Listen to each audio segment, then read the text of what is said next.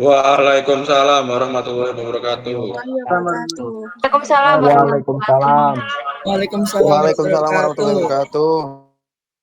Terima kasih semuanya sudah hadir di Google Meet pada siang hari ini. Kuliah kita hari ini kita lakukan secara daring, ya.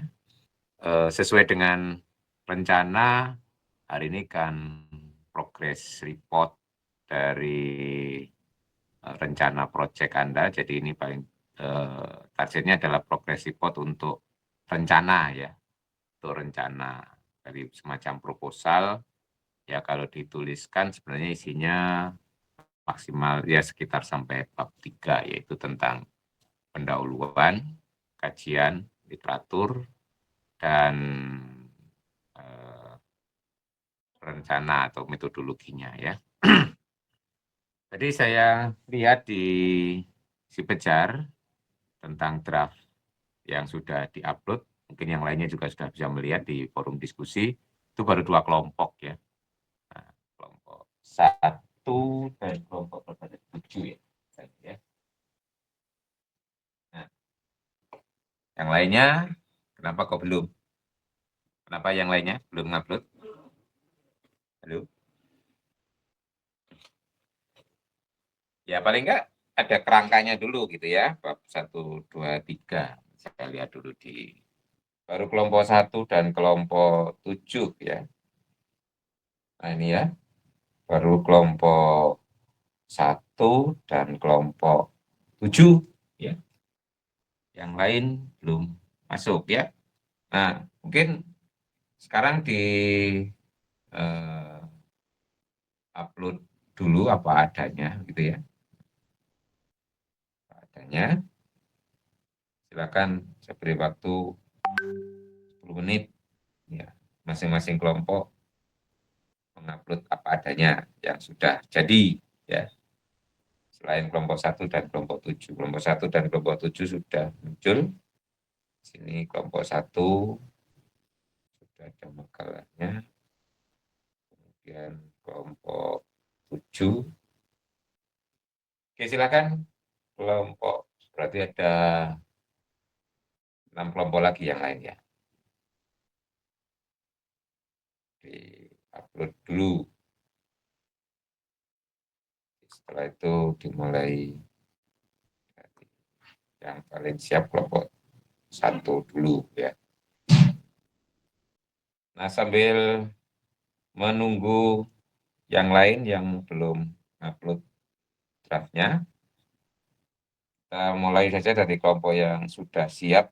Ini rupanya kelompok 1, ya. 1. Silakan kelompok 1 mulai presentasinya. Bentar Pak, buka screen dulu.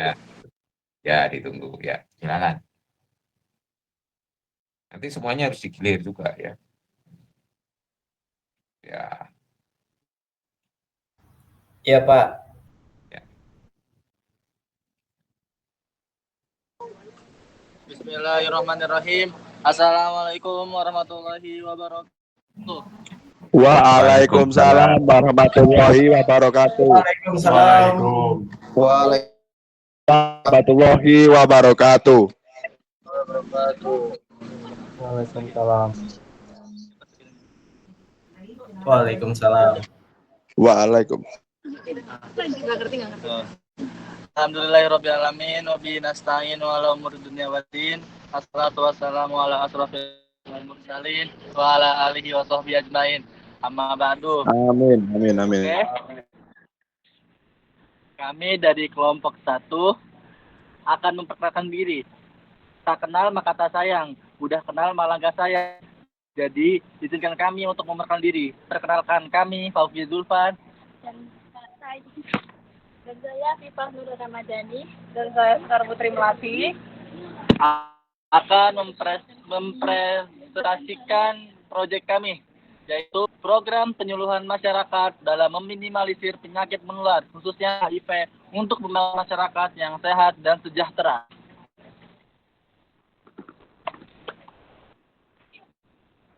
Welcome to our presentation.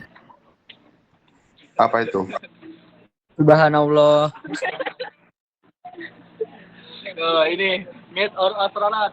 Sekarang kita ngambil konsep presentasi ini adalah konsep space, galaksi. Jadi perkenalkan saya Astronaut Afifa dan juga Astronaut Sekar yang akan mempresentasikan proyek ini. Oke. Dimulai dari pertama, apa itu SDGs? SDGs adalah agenda global yang disepakati oleh negara-negara anggota PBB. Tujuan untuk mencapai pembangunan berkelanjutan hingga tahun 2030. SDGs terdiri dari 17 tujuan yang saling terkait dengan fokus pada pengentasan kemiskinan, perlindungan planet, dan memastikan kesejahteraan untuk semua. Selanjutnya ada di fokus 3 SDGs, ya, dalam kesehatan dan kesejahteraan. Memastikan hidup sehat dan meningkatkan kesejahteraan bagi semua orang. Yang kedua ada mengurangi kematian akibat penyakit menular dan tidak menular. Dan terakhir, tujuan ini menekankan pentingnya akses terhadap pelayanan kesehatan yang berkualitas dan upaya pencegahan penyakit.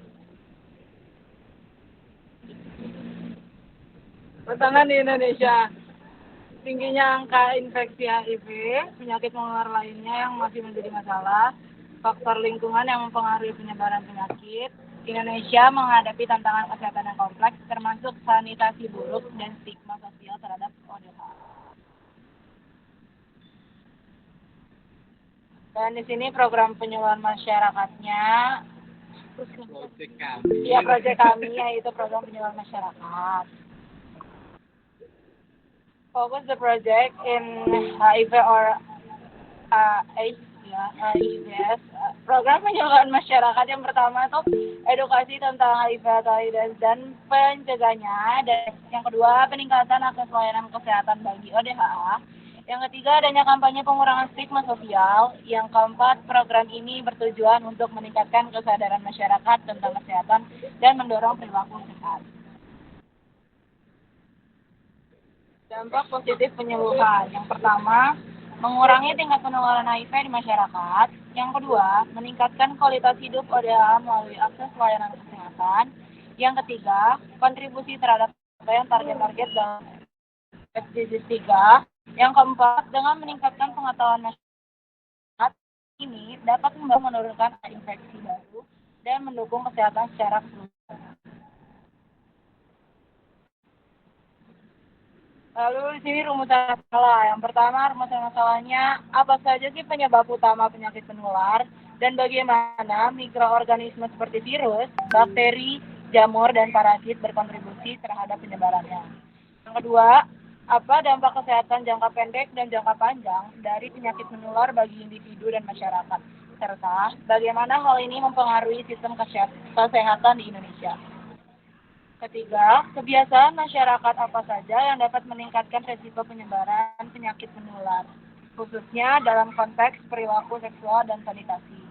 Dan yang terakhir, yang keempat, apa solusi yang dapat diterapkan untuk meningkatkan kesadaran masyarakat tentang bahaya penyakit menular HIV dan bagaimana efektivitas program penyuluhan dapat diukur.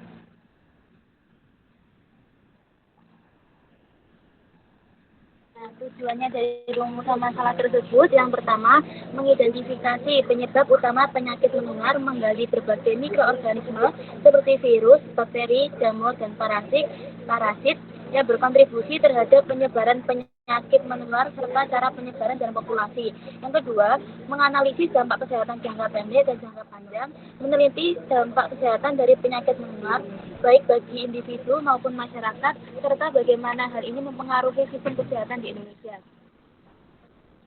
Yang ketiga, mengevaluasi kebiasaan masyarakat yang meningkatkan risiko penyebaran, mengidentifikasi kebiasaan masyarakat yang dapat meningkatkan risiko penyebaran penyakit menular dengan fokus pada perilaku seksual dan sanitasi. Yang keempat, menyusun solusi untuk meningkatkan kesadaran tentang HIV, merumuskan strategi meningkatkan kesadaran masyarakat tentang bahaya penyakit menular HIV, dan mengukur efektivitas program penyuluhan yang diterapkan, mengidentifikasi tantangan metodologi dan solusi untuk penelitian yang lebih efektif. Yang pertama, pengertian dan sejarah HIV atau AIDS. Definisi HIV, virus yang menyerang sistem kekebalan tubuh, khususnya sel TCD4+ yang dapat menyebabkan AIDS jika tidak diobati. Sejarahnya ditemukan pada awal 1980-an terkait dengan infeksi langka di kalangan pria gay. Virus diisolasi oleh peneliti di Institut Pasteur pada tahun 1983. Penularan dan gejala HIV, mekanisme penularan yang pertama, hubungan intim tanpa pengaman. Berbagai jarum Berbagai suntik, jarum suntik, transfusi darah, dan yang keempat penularan dari ibu ke anak. Lalu adanya tahapan infeksi. Yang pertama, tahapan akut, ya, seperti gejala mirip flu. Yang kedua, laten klinis, seperti virus yang berkembang perlahan. Dan yang ketiga, kalau AIDS itu penurunan drastis CD4, resikonya infeksinya sangatlah tinggi. Kemudian metodologi, identifikasi isu dan permintaan masyarakat. Yang pertama, pentingnya identifikasi, mengurangi penyakit menular dan membangun masyarakat sehat. Yang kedua, diskusi grup FGD dipimpin oleh kepala desa untuk mendiskusikan masalah kesehatan. Survei mawas diri, mengumpulkan informasi tentang persepsi kesehatan masyarakat. Kemudian penyusunan program penyuluhan. Yang pertama, langkah penyusunan analisis data dari FGD dan SMD. Yang kedua, rencana program penyuluhan untuk pendidikan pencegahan penyakit menular. Contohnya, kebutuhan masyarakat yaitu kesehatan gizi anak, pemeriksaan kehamilan berkualitas, serta pencegahan penyakit menular. Kemudian pelaksanaan penyuluhan, yang pertama rencana kerja, tujuannya yaitu meningkatkan kesadaran tentang penyakit menular dan perilaku hidup bersih. Targetnya yakni masyarakat umum dan kelompok rentan. Yang kedua, metode pelatihan, presentasi interaktif dan diskusi kelompok kecil. Kemudian materi mencakup pemahaman penyakit menular dan pencegahan. Kemudian koordinasi media penyuluhan. Yang pertama, koordinasi dengan pihak terkait seperti melibatkan pemerintah, NGO, dan universitas untuk dukungan program. Yang kedua, media penyuluhan. Yang pertama, media cetak seperti brosur, poster, dan elektronik seperti video edukasi dan radio. Kemudian penggunaan media sosial untuk jangkauan yang lebih luas. selanjutnya evaluasi dan tingkat lanjut. Evaluasi kegiatan, survei merespon untuk mengukur pemahaman peserta, penyuluhan berkelanjutan, rencana sesi lanjutan untuk meningkatkan pengetahuan kesehatan masyarakat. Oke, masuk tahap kesimpulan. Sustainable Development Goals (SDGs) adalah agenda global PBB untuk pembangunan berkelanjutan hingga 2030 dengan tujuan 3 fokus pada kesehatan dan kesejahteraan. Program penyuluhan masyarakat penting untuk meningkatkan kesadaran pencegahan HIV dan mengurangi stigma terhadap orang dengan HIV atau AIDS dalam kurung DOHA. Di Indonesia, tantangan kesehatan termasuk tingginya angka infeksi HIV, dipengaruhi oleh sanitasi buruk, perubahan iklim, mobilitas penduduk, dan stigma sosial. Program penyuluhan bertujuan untuk memberikan edukasi tentang HIV atau AIDS dan akses pelayanan kesehatan, serta berkolaborasi dengan organisasi lokal untuk mendukung masyarakat. Pencapaian SDGs 3 melalui ini sangat penting untuk membangun masyarakat yang sehat dan memperkuat sistem kesehatan. Aspray, semoga ini semoga program kami cuma tidak bisa dipresentasikan tapi bisa dilakukan. Amin. Masuk fase berikutnya yaitu Instagram kami. Jangan lupa kawan-kawan yang belum follow presentator kami, silakan follow ya dari tersebut. Kamu follow aku, Bu. Fursatul Asila wal Adilat. Silakan yang ingin bertanya dan jawab, kami persilakan. Oke, silakan raise hand ya. biar teratur. Siapa? Silakan, Terus yang siapa? berikut. Siapa? Iya, Ki. Saya mau tanya, Oda itu apa ya, Ki?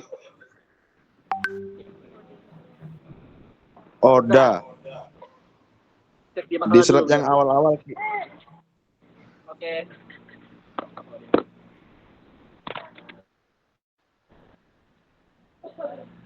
Oh. ODHA adalah singkatan dari orang dengan HIV atau AIDS, yaitu orang terkena virus infeksi HIV. Gitu Oh, simpel. jadi populasi yang terkena virus HIV gitu ya? Ya, betul 100. Oke, Ki. Terima kasih, Ki. Lanjut. Kalau nggak ada yang nanya, kita yang nanya. Masih ada? Yang lain Ada silakan. lagi, Pak? Saya, Pak. Mau nanya, Pak. Oh, ya. siapa lagi? Silakan. Ya, siapa? Ki, apa benar? Setahu saya itu kalau HIV itu penyebarannya itu dari berhubungan itu. Apa ada yang lain ya, Ki? Ya. Tadi udah ada di slide berapa? Oh, coba Ki diperlihatkan. Bisa dari yang lain, Zalfa. Mekanisme uraya bisa dari hubungan intim tanpa pengaman atau bahasa kasarnya kondom, terus berbagi jarum suntik, jarum suntik yang sama ya, terus transfusi darah seperti ya orang terkena HIV terus donor darah ke orang lain itu bisa kena juga. Terus juga penularan dari ibu ke anak, misalnya ibunya hamil, nah lahirin anak terkena HIV. Oh, oke, Ki. Terima kasih, Ki. Oh, nggak jangan. Lanjut.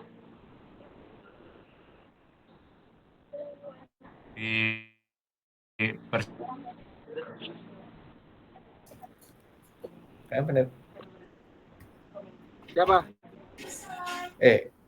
Kok videonya nggak ada yang kelihatan? Benar Pak, lagi loading. Kuliah sambil tidur ya? Sambil di teknik Pak. Oh. Ya nggak apa-apa. Baru kelompok 7 Pak. Kelompok rajin. Ya. Muhammad Iqbal itu present. Ya, silakan.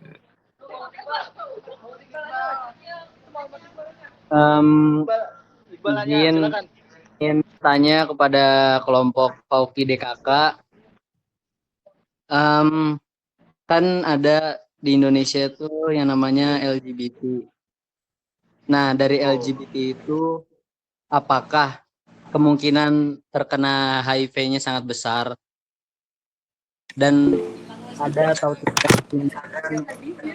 yang membuat LGBT itu bisa berubah dan dapat mengurangi. Terima kasih. Ya. Dijawab oleh Sekar.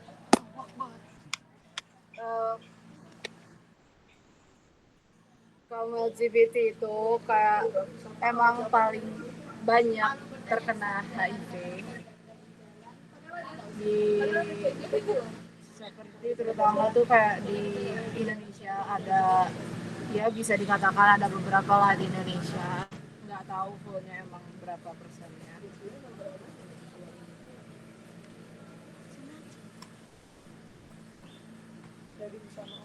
Seperti yang kita tahui bahwasanya sejarah HIV muncul berawal dari pria-pria gay. Jadi orang-orang yang LGBT punya apa ya? Peluang. Resiko lebih tinggi dari penyakit HIV. Ada lagi pertanyaan? Saya Ki. Silakan.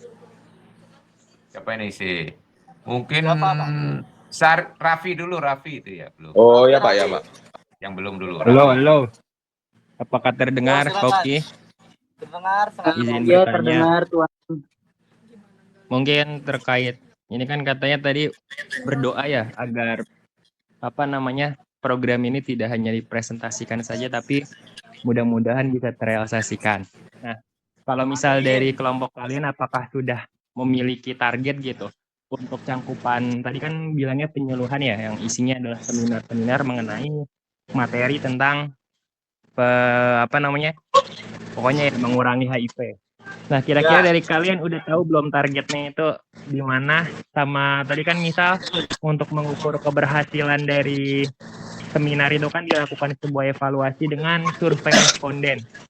Nah, kira-kira dari seminar yang kalian lakukan ini, tingkat keberhasilan untuk mengurangi HIV yang ada di Indonesia ini kira-kira berapa persen? Terima kasih. Nggak bisa.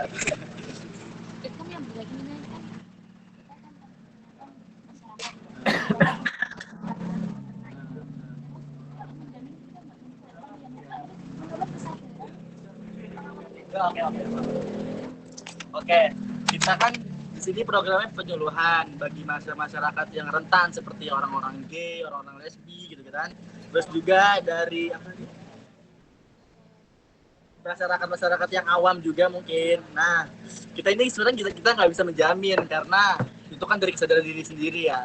Makanya jadilah orang yang beriman, jangan lurus gitu, jangan miring. Maksudnya gimana ya bahasanya?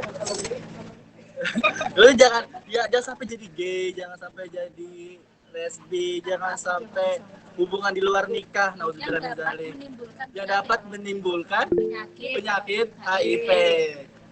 Gitu. Bisa dipahami Raffi. Jadi kita nggak bisa menjamin karena itu dari Allah. Dari kesadaran diri masing-masing. Sama mau nanya lagi Poki. Apa silakan? Kalau misal kita udah nikah, nah tapi yang laki-lakinya punya HIV, perkira terus kan pastinya ada berhubungan badan. Kira-kira yang HIV bisa hamil atau tidak? Bisa. Tapi terkena virus. Tapi anaknya kemungkinan besar bakal kena HIV. Kena virusnya. Makanya pentingnya pranikah. Pendidikan pranikah. Mungkin karena biasanya sebelumnya nikah itu ada ini tes kesehatan dulu memastikan kalau calonnya itu benar-benar sehat. Oke.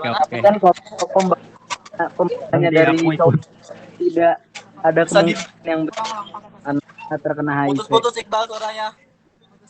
Putus Iqbal suaranya, ulang-ulang. Di sains tuh ada yang namanya di biologi kromosom. Nah, kemungkinan buat anak kalau misalnya dia dapat turunan HIV, biasanya kalau dari cowok tuh sangat kecil. Kemungkinan besarnya tuh justru HIV menurun ke anaknya itu tuh dari wanita. Soalnya apa? Itu kan kromosomnya sama cewek kan beda. Jadi kemungkinan besar kalau nurun tuh dari cewek. Kalau dari cowok tuh kecil kemungkinannya. Ya. Oke. Bentar tadi dijawab oleh Sekar. Sabar ya Alif.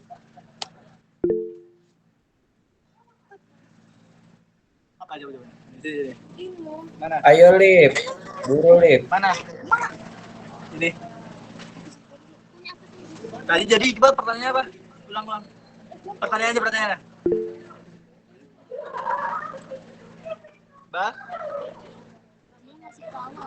Oh, Iqbal nanggepin atau bertanya? Nanggepin sih Ki, harusnya Ki tadi Ki dari pernyataan yang dikasih. Saya menanggapi Kak. Menambahkan Ki. Jadi itu tanggapan Iqbal. Oke. Tanggapan diterima dan mungkin kita akan membahas tanggapan. Ya, mungkin iya benar dari situ. Kamu tadi nanya. Sabar. Kirain tadi nanya. Itu Alif Aktuaria ngangkat tangan.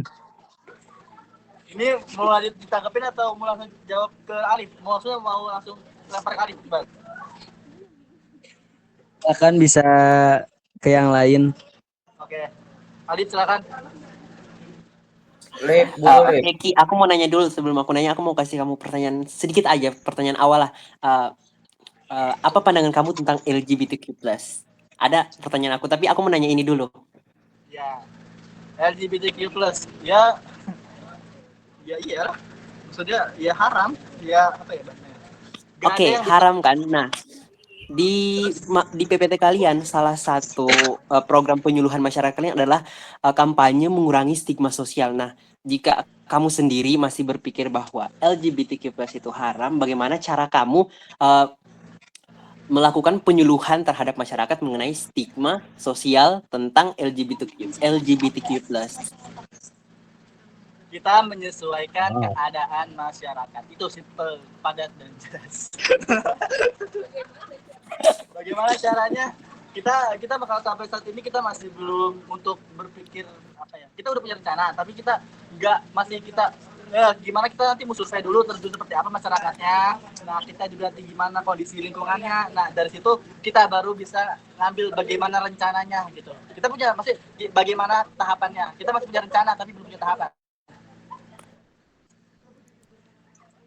Gimana Alif?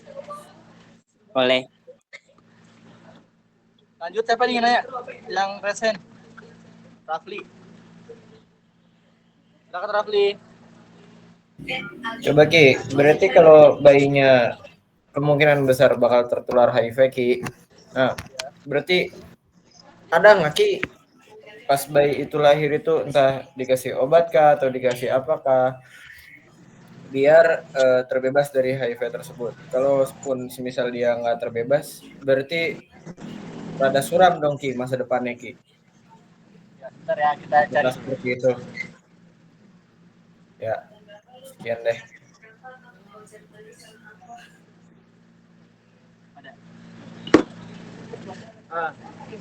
Izin menjawab Rafli, bayi yang lahir dari ibu yang terinfeksi HIV bisa dilahirkan obat untuk mencegah, yaitu pertama AZT.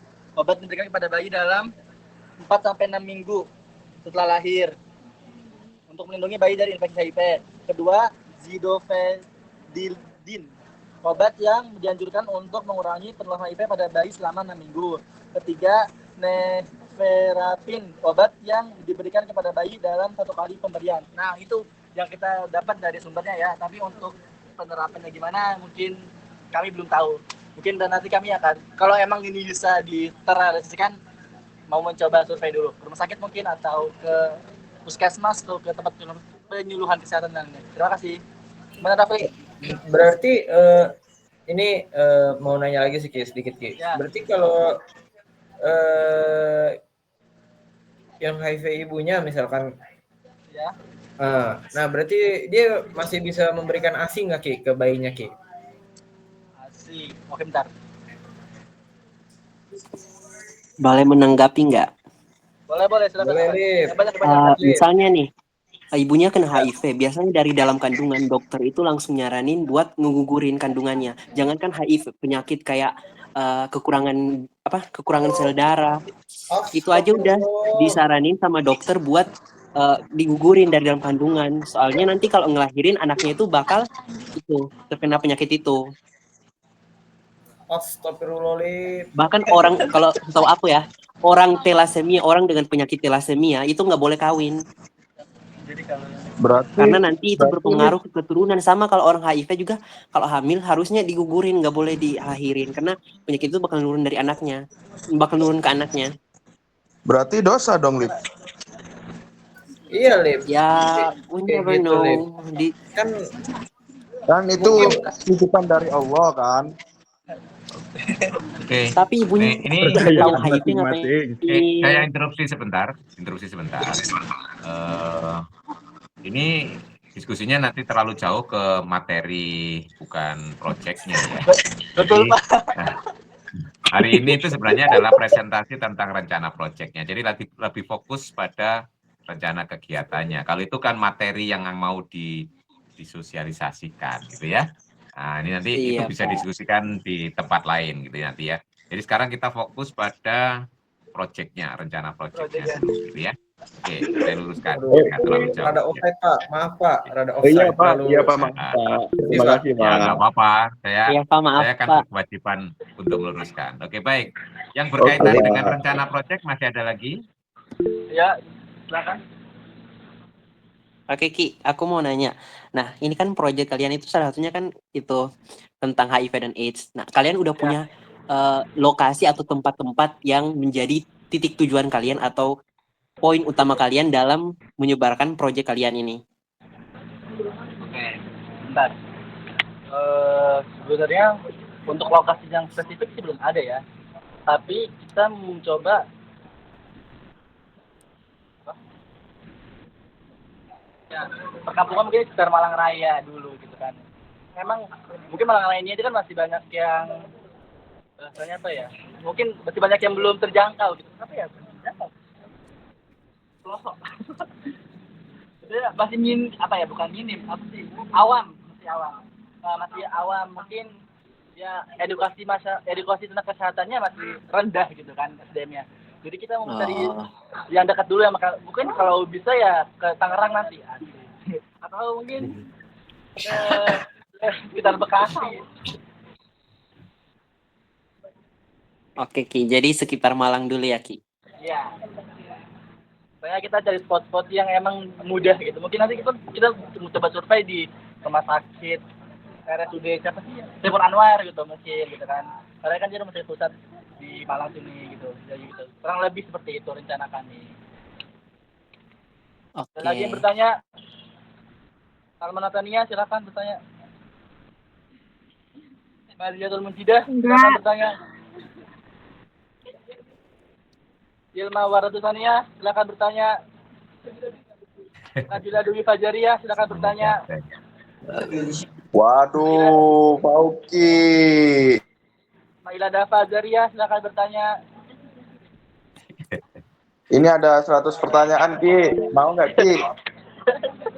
Brian itu, Brian tuh, Brian.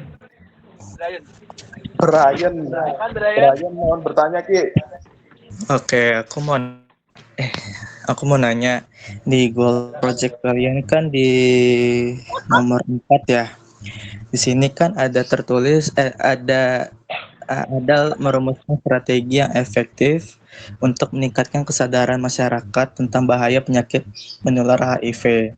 Sedangkan dari zaman dahulu sampai zaman sekarang sudah banyak strategi yang efektif dan banyak caranya. Menurut kalian strategi apa yang bakal kalian kasih tahu yang lebih emang bisa ampuh lah untuk bisa menyadarkan masyarakat kalau HIV itu bisa bahaya? Terima kasih.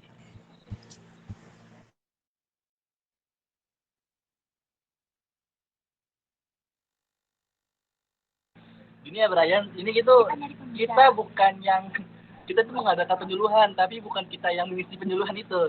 Tapi nanti kita mungkin jadi mengundang dokter, ya materi yang benar pakarnya gitu. Jadi kita bukan kita yang ngasih materi. Kita harus takut sesat nanti. Mana Brian? Terjawab? Oke, berarti ini kalian ambil saran dari dokter atau Bukan yang saran, lain gitu? mereka yang ngasih materi gitu. Oh, Kita menghadirkan, kita yang buat acara gitu. keren banget. Oh, oke. Ya, anggarannya nggak ada.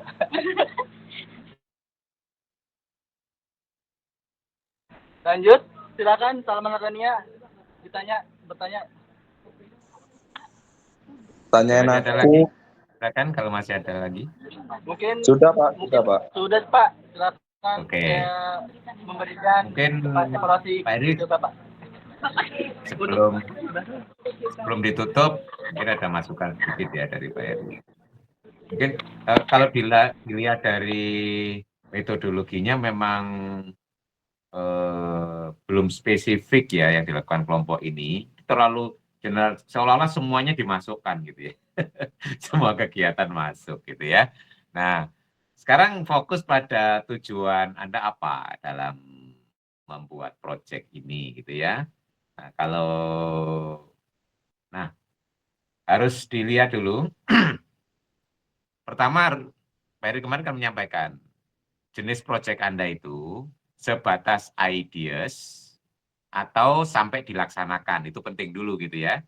Nah, kalau dilihat di tujuan Anda, nah ini sampai dilaksanakan loh ya, mengidentifikasi, kemudian menganalisis gitu ya, kemudian mengevaluasi, menyusun solusi. Nah itu sampai dilaksanakan gitu ya. Nah, mungkin nggak itu semuanya dilaksanakan gitu ya. Nah, ini harus dilihat nanti. Kalau dilaksanakan nanti kan harus dilaporkan itu ya di bab berikutnya gitu ya. Kalau sekarang kan kita fokus pada sebenarnya sampai bab 3 saja, sampai pada metodologi. Nah, mungkin nggak ini Anda laksanakan mengidentifikasi, menganalisis, mengevaluasi sampai menyusun ya. Nah, itu. Nah, di situ kalau saya lihat tujuannya kan ada 4 itu. Nah, kemudian kalau Anda lihat dengan metodologi itu kan dalam rangka bagaimana kita membuat rencana kegiatan sehingga tujuan kita itu tercapai kan. Nah, ini perlu dilihat lebih jauh lagi, belum nyambung betul. Misalnya kalau untuk mewujudkan tujuan yang pertama, yaitu mengidentifikasi. Bagaimana ada mengidentifikasinya, gitu ya? Nah, mengidentifikasi. Nah, itu. Jadi membuat metodologi itu harus dikaitkan dengan apa yang harus kita lakukan tujuannya gitu ya. Kalau mengidentifikasi itu biasanya ya bisa berbasis data yang sudah ada atau kita memberikan kuesioner sendiri. Nah, tergantung apakah kita mau data primer atau data sekunder kan. Kalau data primer kita sendiri yang nyari data, kalau data sekunder kita bisa memanfaatkan data yang sudah ada. Kemudian tujuan yang kedua menganalisis dampak kesehatan. Nah, ini bagaimana Anda menganalisisnya, metodologinya apa, gitu menggunakan apa. Nah, ini belum kelihatan ya. Apalagi mengevaluasi, ya mengevaluasi ini gunakan apa, menyusun solusi. Nah, ini kalau Anda lakukan, kalau Anda lihat dalam metodologi yang Anda lakukan, itu nanti ya, terlalu banyak, saya khawatir nggak bisa semuanya terlaksanakan gitu ya. Nah, fokus saja pada beberapa, tapi yang mungkin dilaksanakan, gitu ya. Nah, itu. Dan tidak harus semua tujuan tadi dilaksanakan dalam satu proyek kan ya. Nah, mungkin Anda fokus pada yang mana. Kalau saya lihat ini kan masih terlalu banyak ya yang Anda lakukan ya. Tujuannya ada 4, ya. Metodologi apalagi tiap bagian itu banyak sekali. Nah, ini saya pesimis bisa dilakukan gitu ya. Nah, ini pesan Pak Eri nanti dievaluasi lagi tentang tujuan dan metodologinya. Terlalu banyak menurut Pak Eri. Jadi akhirnya nanti jangan-jangan nggak terlaksana gitu ya. Nah, itu aja mungkin yang menjadi masukan Pak Eri. Ada tanggapan dari kelompok 1?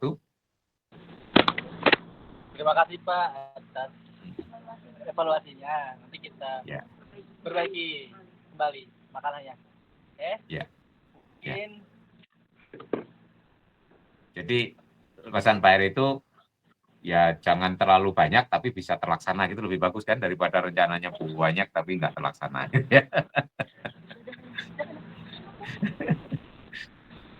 Terima kasih Pak atas segala evaluasinya. Jika ada kekurangan saya minta maaf dan jika ada kelebihannya tidak usah dikembalikan karena saya orang yang ikhlas. Hidup kesepian tanpa kasih. Cukup sekian dan terima kasih. Don't forget to follow our Instagram. Oke Dulpan, Afifah, dan Sekar. Tepuk tangan dong, tepuk tangan. Silakan jalan mic-nya. Tidak follow. Terima kasih Boki. Oke. Baik. Assalamualaikum. Minafumikum. Wallahul muwaffiq ila aqwamit thoriq. Wassalamualaikum warahmatullahi wabarakatuh. Waalaikumsalam warahmatullahi wabarakatuh. Baik. Terima kasih kepada kelompok 1 yang sudah mempresentasikan. Nanti jangan lupa untuk merevisi setelah ini ya rencananya. Jadi fokus pada bab 1 sampai 3 saja dulu ya. Hasilnya belum dilaporkan. Ya. Oke, baik. Selanjutnya kelompok 7, silakan. Kelompok 7. Ya Pak, sebentar lagi berbagi layar. Kelompok 7 tentang air bersih dan sanitasi, ya. Silakan. Ya, jadi kita punya hukum Tuhan itu cuma satu, jadinya Assalamualaikum warahmatullahi wabarakatuh. Waalaikumsalam. Jadi saya Nandra Ahmad Kurnia dan teman-teman saya Akvalona Salma dan Firna Azhara Izinkan kita untuk berpresentasi makalah kita dengan judul Air bersih dan sanitasi perspektif ilmiah dalam meningkatkan kualitas hidup masyarakat. Kelompok 7. Jadi pertama itu ada latar belakang. Sanitasi dan air bersih adalah komponen penting untuk meningkatkan kualitas hidup masyarakat, mendukung kesehatan, kesejahteraan, dan produktivitas.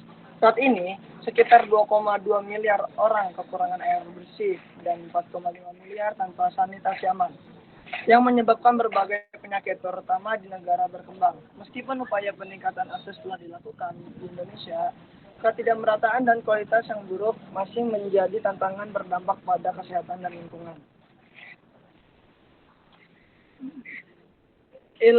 Ilmu pengetahuan terus mencari solusi, baik teknis maupun kebijakan untuk memastikan akses yang merata dan berkelanjutan demi mencapai tujuan pembangunan berkelanjutan.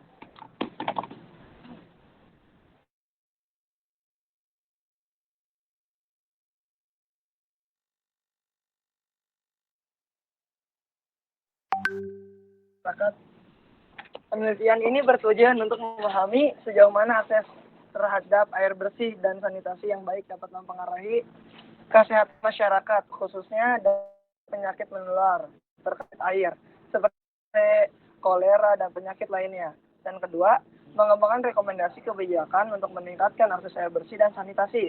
Tujuan ini dapat berfokus pada menyusun atau kebijakan yang dapat diimplementasikan oleh pemerintah dan pemangku kepentingan lain untuk memperluas akses terhadap air bersih dan sanitasi.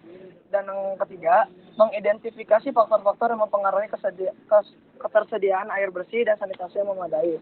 Penelitian ini dapat memetakan faktor-faktor yang mempengaruhi ketersediaan dan kualitas air bersih serta fasilitas sanitasi, termasuk aspek lingkungan, kebijakan, dan ekonomi.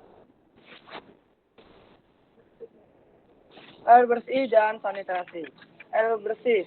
Akses air bersih adalah kemampuan masyarakat untuk memperoleh air aman, bebas kontaminasi, dan sesuai standar kualitas untuk kebutuhan sehari-hari, seperti minum dan kebersihan. Dan sanitasi. Sanitasi adalah upaya penyediaan fasilitas dan layanan untuk pembuangan limbah manusia secara aman, guna mencegah penularan penyakit yang menjaga kebersihan lingkungan. Menurut WHO 2018, sanitasi layak adalah fasilitas yang aman untuk mengelola limbah manusia, mencegah penularan penyakit, dan menjaga kualitas lingkungan sehingga mengurangi risiko kesehatan. Akses terhadap air bersih dan sanitasi dianggap penting untuk meningkatkan kesehatan masyarakat. Menurut laporan WHO 2018, akses air bersih dan sanitasi yang layak sangat penting untuk meningkatkan kesejahteraan hidup dan mengurangi kematian akibat penyakit menular. Organisasi tersebut menyatakan bahwa kombinasi akses air bersih dan sanitasi yang baik dapat mengurangi angka kematian akibat penyakit seperti diare hingga lebih 60%.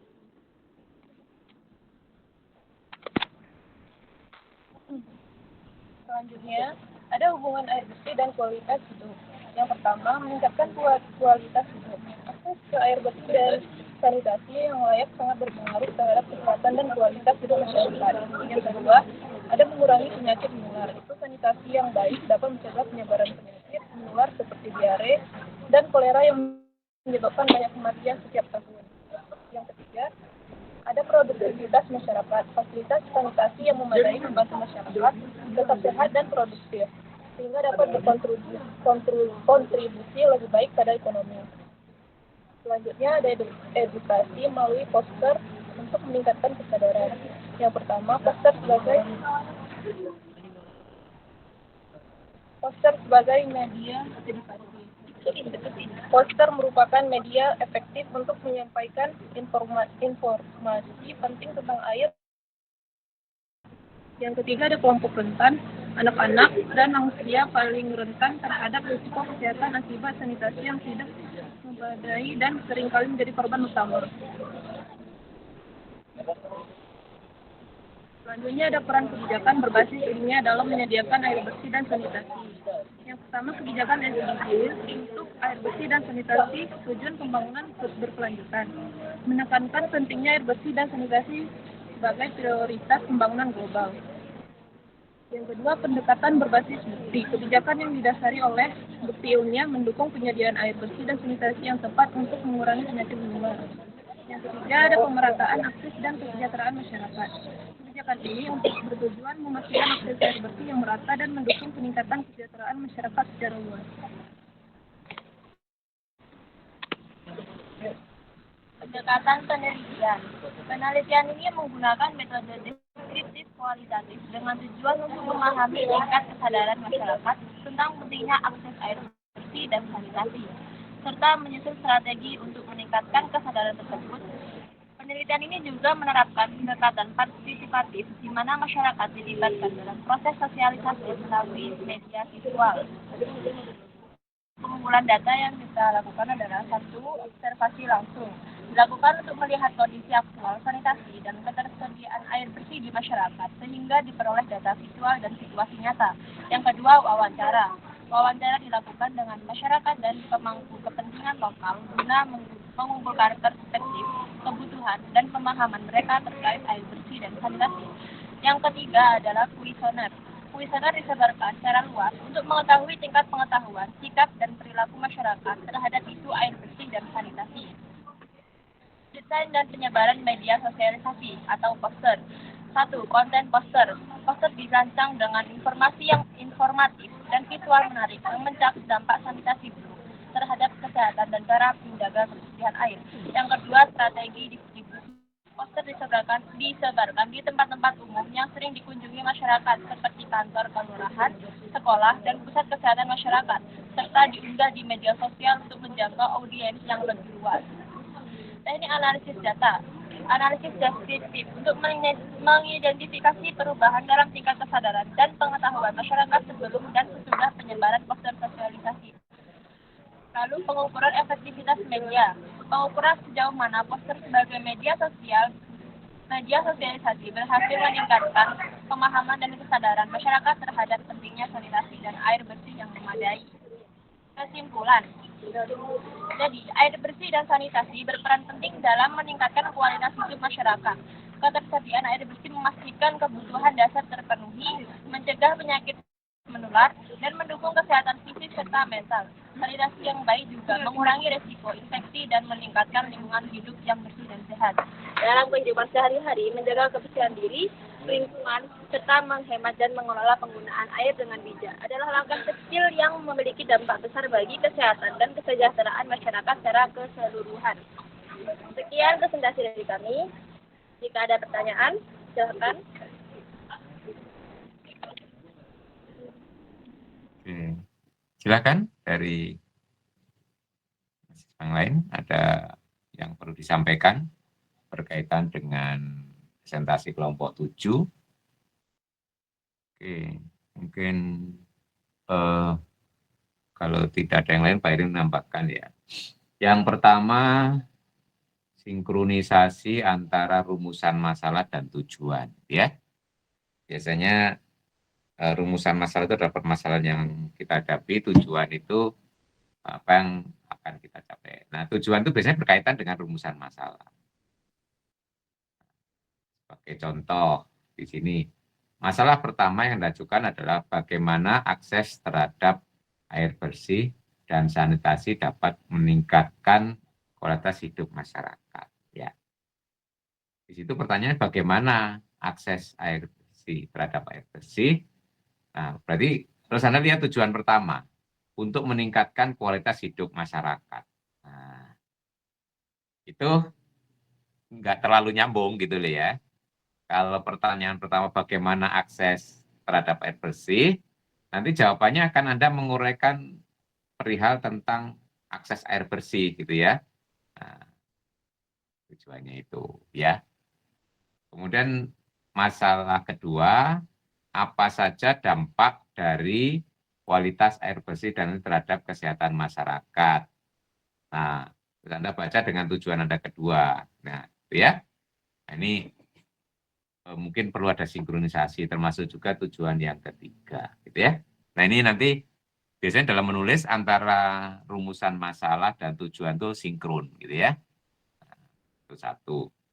Kemudian yang berikutnya metodologi yang berkaitan dalam rangka untuk mencapai tujuan yang sudah Anda canangkan gitu ya. Nah, dalam metodologi, nah, Anda langsung mengadakan pengumpulan data gitu ya. Nah, sekarang coba kaitkan dengan tujuan Anda tadi gitu ya. Metodologi itu kan dalam rangka untuk mencapai tujuan tadi ya. Harus dikaitkan apa saja yang harus dilakukan gitu ya. Nah, ini seolah langsung ada lompatan gitu ya. Gitu ya. Jadi nanti perlu dibuat uraian lagi mengkaitkan dengan tujuan ya kan. Nah, tadi kan punya tujuan. Nah, mungkin tujuan yang pertama. Tujuan pertama tadi memang harus direvisi ya, dikaitkan dengan rumusan masalah kan ya. Nah, apa yang harus Anda lakukan agar bisa menjelaskan akses terhadap air bersih dan sanitasi gitu ya. Nah, terus kemudian terhadap rumusan kedua tadi dampak. Nah, bagaimana Anda mendapatkan dampak itu ya? Kemudian yang ketiga dasar ilmiah. Nah, nanti coba kaitkan itu, tahu-tahu di situ kan di metodologi Anda teknik pengumpulan data. Buat apa data dikumpulkan gitu kan ya? Nah, nanti data apa yang harus Anda kumpulkan agar menjawab pertanyaan penelitian kita, pertanyaan proyek kita tadi di depan gitu ya. Nah, ini kan ya nanti biar sinkron gitu ya, nyambung gitu ya antara yang mau dilakukan dengan ya, karena nanti metodologi itu nanti hasilnya Anda tuliskan lagi di dalam bab berikutnya, yaitu hasilnya itu kan langkah-langkah yang sudah Anda lakukan berdasarkan metodologi, kemudian Anda tuliskan hasilnya. Gitu ya, nanti mungkin perlu diperbaiki lagi ya kelompok. Baik, Pak. Ya paling tidak sudah punya ideas untuk mengerjakan kan ya. Ya. Ada yang perlu disampaikan kelompok 7? Sudah Pak, ini tidak ada yang bertanya kan? Kalau memang sudah tidak ada, bisa ditutup, gitu ya. Oke, terima kasih presentasi kami dari kelompok 7. Mohon maaf bila ada kesalahan dan kelebihan itu dari saya jika kesalahan dari teman saya. Wassalamualaikum warahmatullahi wabarakatuh. Waalaikumsalam warahmatullahi wabarakatuh. Oke, baik. Selanjutnya mungkin kelompok 3. Kelompok 3 siap? Halo, kelompok 3? Mana? Tidak ada PPT-nya tidak apa-apa, Pak. Apa belum ada PPT-nya? Kalau belum saya skip dulu. Kelompok 4? Gimana kelompok 4? Sudah ada PPT-nya? Halo, kelompok 4? Mana kelompok 4? Kok no respon? Siapa kelompok 4? Sebentar, Pak. Siap tapi ya kelompok 4? Salma, Pak, Salma. Halo, kelompok 4 siap? Masuk tahu kalau Halo, Bapak. Ya, kelompok 4 gimana? Tidak siap kelompok 4?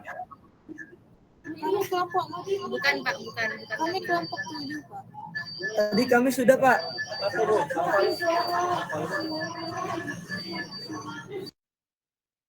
Nabila, Iqbal, Salma. Halo? Bentar, Kak, masih loading. Nabila, Iqbal, Salma. Pak, apakah bisa dilanjutkan kelompok lain dulu? Soalnya ada kendala. Maaf, Pak, mic-nya mati. Kelompok lain yang sudah siap siapa ini? 3 belum 4, 8. 8 kelompoknya Lip siap? Lip. Punya Nggak terlalu, belum terlalu bagus Pak, nggak apa-apa Pak. Nggak apa-apa, kan masih draft. Nanti kan bisa disempurnakan lagi. Oke Pak. Ini mau kelompok Bentar, 4 Pak. dulu atau lanjut kelompok lain dulu, Pak? Kelompok 4 dulu nggak apa-apa kalau kelompok 4 siap. Kelompok 4 tadi kan belum siap. Udah siap, udah bisa, Pak. Ready. Oh sudah, ya silakan 4 dulu lah. 4 dulu ya. Silakan. Oke, Pak. Baik, Assalamualaikum warahmatullahi wabarakatuh. Waalaikumsalam warahmatullahi wabarakatuh. Waalaikumsalam warahmatullahi wabarakatuh. Teman-teman untuk mempresentasikan hasil dari kelompok 4.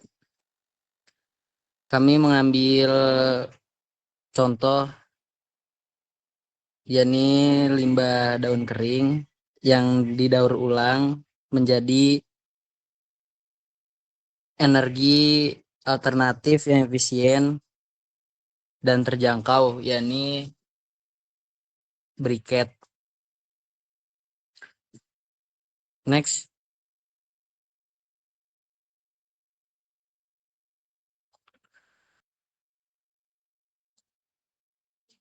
Pemanfaatan briket dari limbah daun ini memiliki tujuan pembangunan berkelanjutan. Salah satunya adalah memastikan akses energi yang terjangkau, andal, berkelanjutan, dan modern. Visi kami yakni mengatasi masalah akses energi dan mengurangi dampak lingkungan yang tidak baik dari masyarakat dari pembakaran daun kering. Lalu apa saja langkah-langkah yang diambil agar dapat mewujudkan visi ini?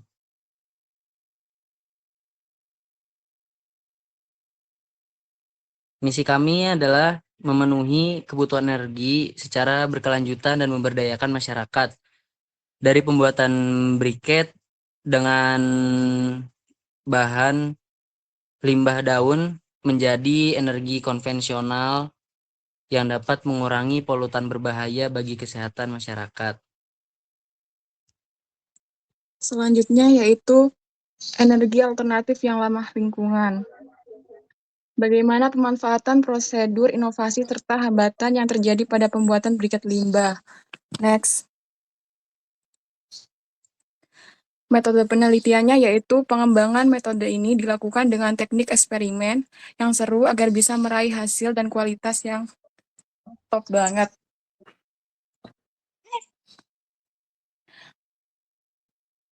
Tahapan pembuatan briket yaitu yang pertama pengumpulan dan persiapan bahan. Pertama, penelitian ini mengumpulkan bahan utama yaitu limbah daun kering. Dari tempat di mana ada banyak daun seperti taman, area perkebunan, dan hutan kecil di sekitar lokasi penelitian. Kemudian daun kering yang dikumpulkan dibersihkan dari kotoran dan sisa-sisa. Karena kadar air daun dapat menurun, pengeringan dilakukan untuk menjaga kadar air tetap rendah. Metode pengeringan yang digunakan adalah pengeringan alami di bawah sinar matahari selama beberapa hari atau dengan pengering pada suhu tertentu jika diperlukan. Yang kedua yaitu proses produksi briket. Setelah daun kering, briket dibuat dalam beberapa tahap. Yang pertama yaitu penggilingan. Untuk mempermudah pemadatan, daun kering digiling hingga menjadi serbuk halus menggunakan alat penghancur biomasa. Ukuran partikel serbuk diatur agar dapat dipadatkan dengan baik. Selanjutnya pengujian kualitas briket. Ini dilakukan stabilitas dan selanjutnya pengujian kualitas briket pada langkah ini memastikan briket yang dihasilkan memiliki karakteristik yang tepat sebagai bahan bakar alternatif yang ramah lingkungan. Parameter yang meliputi ini nilai kalor yang diukur dengan kalorimeter untuk mengetahui jumlah energi yang dihasilkan selama pembakarannya. Lalu ada densitas dan kekerasan briket yang diuji untuk memastikan bahwa mereka memiliki kepadatan yang cukup tinggi yang berdampak pada stabilitas pembakaran serta durasi pembakaran. Kekerasan briket dengan tujuan untuk mengetahui kekuatan fisiknya saat disimpan atau diangkut.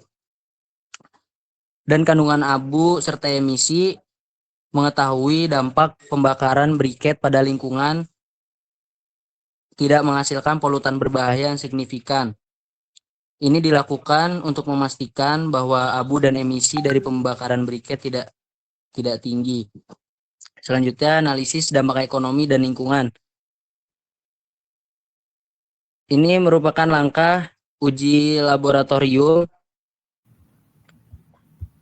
dengan analisis ekonomi melibatkan perhitungan biaya, distribusi, dan kemungkinan penghematan biaya bagi pengguna.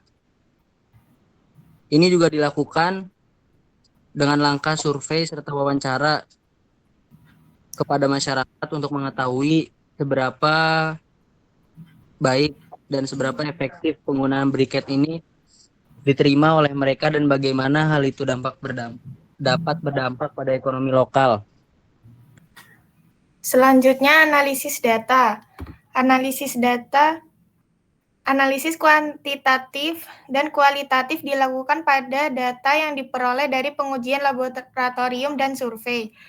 Analisis kuantitatif mengukur kualitas briket seperti nilai kalor, densitas, dan kandungan abu. Analisis kualitatif mempelajari pendapatan masyarakat tentang manfaat dan kekurangan penggunaan briket limbah daun sebagai bahan bakar alternatif yang murah dan andal. Selanjutnya, evaluasi dan rekomendasi. Hasil analisis digunakan untuk mengevaluasi seberapa efektif penggunaan limbah daun sebagai briket. Evaluasi ini juga mencakup potensi adopsi teknologi briket oleh masyarakat serta saran kebijakan yang dapat mendukung pelaksanaan dan pengembangan lebih lanjut. Rekomendasi yang dihasilkan meliputi strategi pelatihan dan penyuluhan, serta insentif atau subsidi dari pemerintah untuk mendorong penggunaan briket sebagai sumber energi alternatif yang berkelanjutan. Baik, apakah dari teman-teman ada yang ingin ditanyakan atau menambahkan barangkali? Oke, silakan dari yang lain ya, atau ada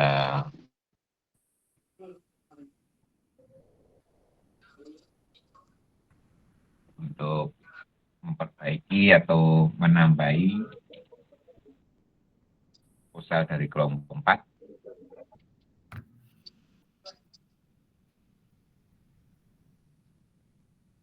Atau barangkali Bapak Heri ingin menambahkan? Ya. Yang pertama mungkin masalah rumusan ya, seperti kelompok tadi ya. Rata-rata mungkin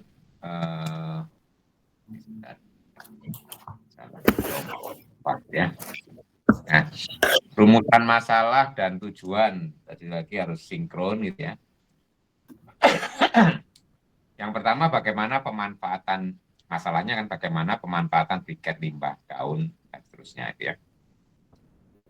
Nah, kalau pertanyaannya bagaimana pemanfaatan, itu tujuannya bukan menganalisis gitu ya, tapi menjelaskan bagaimana memanfaatkannya gitu ya, untuk apa saja gitu ya, dan seterusnya itu. Mungkin kalau menganalisis itu harus pertanyaannya mungkin dampaknya atau apa, itu namanya menganalisis. Kalau pertanyaan bagaimana memanfaatkan, nah itu berarti jawabannya kan memanfaatkan itu apa saja sih yang bisa dimanfaatkan, terus prosedurnya gimana, itu pertanyaan bagaimana ya.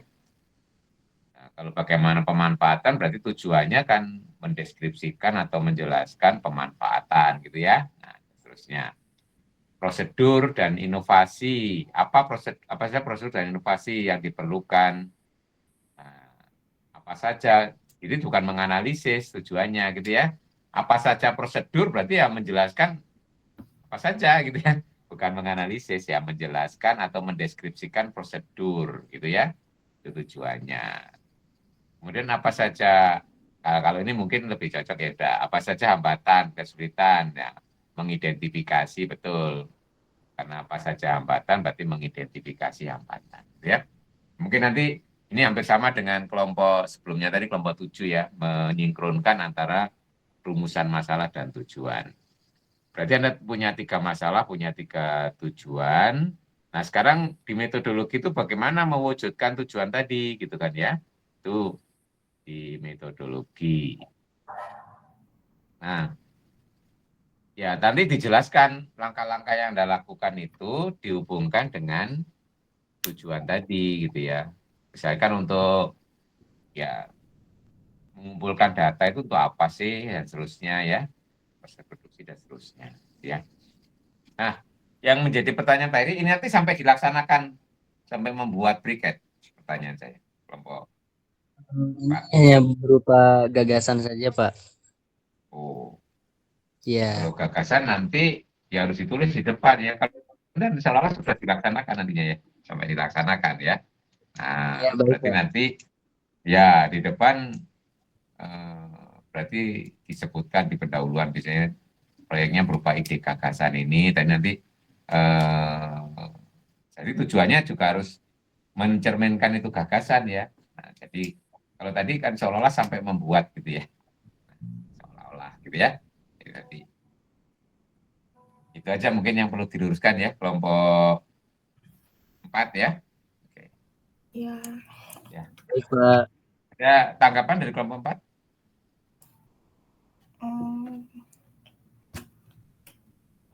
Ada yang perlu disampaikan lagi dari kelompok 4? Sudah? Udah. Cukup, Pak. Berarti nanti perlu direvisi ya. Oke. Iya, baik, Pak.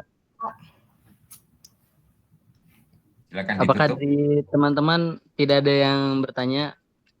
Kalau tidak ada, terima kasih atas waktunya. Assalamualaikum warahmatullahi wabarakatuh. Waalaikumsalam. Yuk, bebas.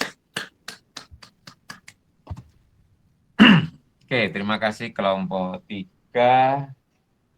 Kelompok 4, sorry. Oke, baik. Ini rupanya kelompok lain kan Kelompok belum 8. siap betul ya. Udah, Pak, kelompok nanti, 8.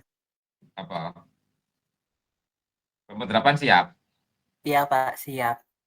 Oke, silakan kalau sudah siap. Bentar, Pak, teman saya lagi pakai HP, dia mau mindahin ke laptop dulu, Pak. Bagaimana kelompok 8? Jadi presentasi? Pak, cuma saya lagi Kalau memang ini belum buat siap, nampilin PPT-nya, Pak. Enggak, cara nampilin PPT-nya, Pak. Ini proyek penelitian kami untuk SDGs, yaitu analisis indeks kualitas udara dan pengaruh kualitas udara terhadap kesehatan masyarakat di Kabupaten Malang selama 1 pekan.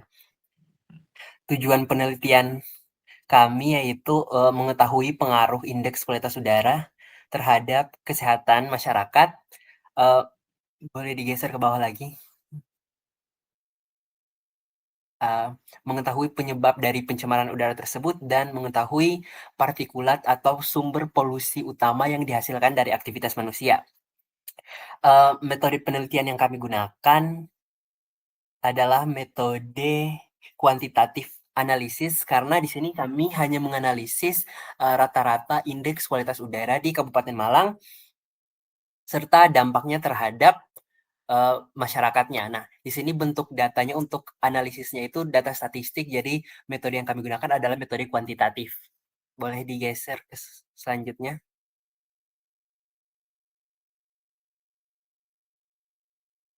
Ke bawahnya lagi. Data yang kami gunakan itu ada 2, data sekunder dan data primer. Nah, data primer ini data yang kami dapatkan dari responden melalui barcode yang kami bagikan terkait dengan kesehatan mereka selama 1 minggu. Sedangkan data sekunder adalah data yang kami dapatkan melalui salah satu website nomor 1 yang terpercaya dalam mengukur indeks kualitas udara di seluruh dunia, yaitu AQI Citus. Oke, selanjutnya indeks kualitas udara. Nah, indeks kualitas udara atau AQI Air Quality Index adalah suatu pengukuran kebersihan udara. AQI melacak ozon dan partikulat PM2.5 dan partikel lain yang mencemari udara. Dari hasil pelacakan AQI dapat diketahui indeks kualitas udara dari suatu daerah atau tempat. Kategori indeks kualitas udara. Nah, kategori indeks kualitas udara dibagi ke dalam beberapa, yaitu baik, sedang, tidak sehat untuk kelompok sensitif, yaitu ibu hamil dan anak-anak. Yang selanjutnya adalah tidak sehat, sangat tidak sehat, dan berbahaya. Untuk baik itu indeks kualitas udaranya itu berada di angka 0 sampai dengan 50, sedang yaitu 51 sampai dengan 100, dan tidak sehat berada tidak sehat untuk kelompok sensitif berada di antara 101 sampai 150. Untuk yang tidak sehat berada di angka 151 sampai dengan 200, dan sangat tidak sehat berada antara 201 sampai dengan 300, dan yang berbahaya yaitu 301 sampai dengan 500. Sumber polutan utama. Terdapat 6 sumber polutan utama yang diukur dalam indeks AQI sebagai parameter tercemarnya polusi udara di suatu tempat, yaitu partikulat PM2.5, karbon monoksida, ozon, nitrogen dioksida, sulfur dioksida, dan PM10 atau partikel yang berukuran kurang dari 10 mikrometer. Selanjutnya adalah dampak pencemaran udara pada manusia. Dampak dapat mengganggu kesehatan manusia, terutama pada pernafasan. Bahkan ketika indeks kualitas udara mencapai angka 301 sampai dengan 500, yang artinya mencapai status bahaya, dapat mengiritasi saluran pernafasan dan memicu penyakit kardiovaskular. Menurut penelitian Niputu Arwini 2019 dengan judul penelitian dampak pencemaran udara terhadap kualitas udara di Provinsi Bali, salah satu yang menyebabkan pencemaran udara adalah perkembangan teknologi transportasi. Saat ini, emisi gas yang dihasilkan oleh kendaraan menyumbang lebih dari 70% dari semua penyebab pencemaran udara. Terima kasih, itu saja yang dapat kelompok saya sampaikan. Selanjutnya mungkin terkait pembukaan sesi pertanyaan. Kepada teman-teman, dipersilakan untuk bertanya.